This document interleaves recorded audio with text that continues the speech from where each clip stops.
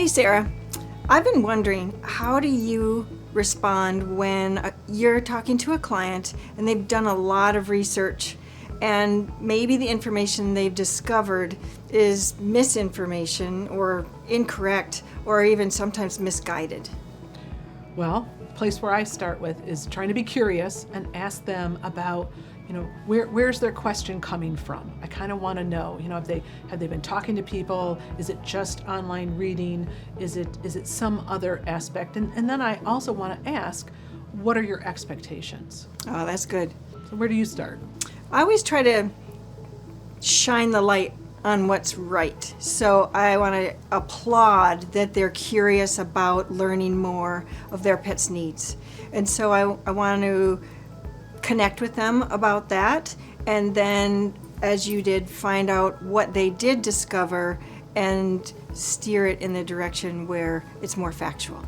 Okay, and what if they just continue to kind of bring forward some information that's not correct?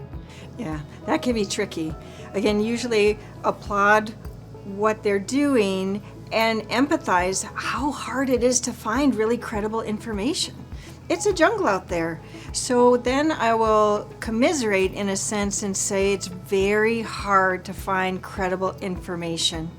And then I can slip in some good resources that we've discovered. I can assure them that we can help them because we do this a lot, curating great resources that are credible and reliable.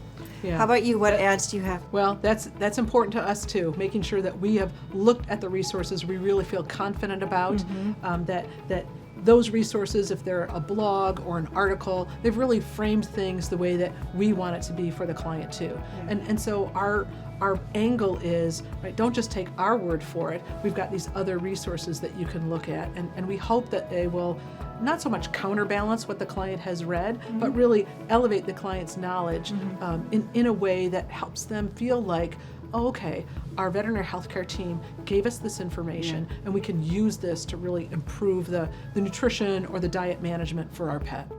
I think it's also important to stress the importance of individualizing the plan for their pet. So whatever they're curious about or their goals, as you've checked in with their expectations, it's then aligning it, is that a real concern in their pet? So focusing down on how does that apply to the pet at hand. And the other thing that we do is we try to emphasize for the client that animals change, seasons change, things change over time. So where they're at right now with the animal could very well be different. And so the idea of framing things for them in, I like to frame it in 3 or 4 month time periods throughout the year, so that we can have some reevaluation. Somebody can check in with them, or they can check in with us. This is what we're doing now, or we've changed to something else, and then we can do another nutritional assessment.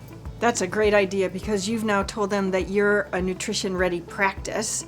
You're an askable practice, so that they will have that expectation. Their pet's needs will change over time, and you're the go-to resource for that advice. I think I love that. That's the most important thing, right? We want to we know that not everybody in the team can really be singing out of the songbook of nutrition, but if we have a critical mass and we have people who can be the go-to people, that's what we want to try to emphasize. And when the clients know and understand that, it's easier for them to send a quick text or to look at something on our website, because we've got the resources right there through our social media. Yeah. Thanks. Those are great ideas. Yeah.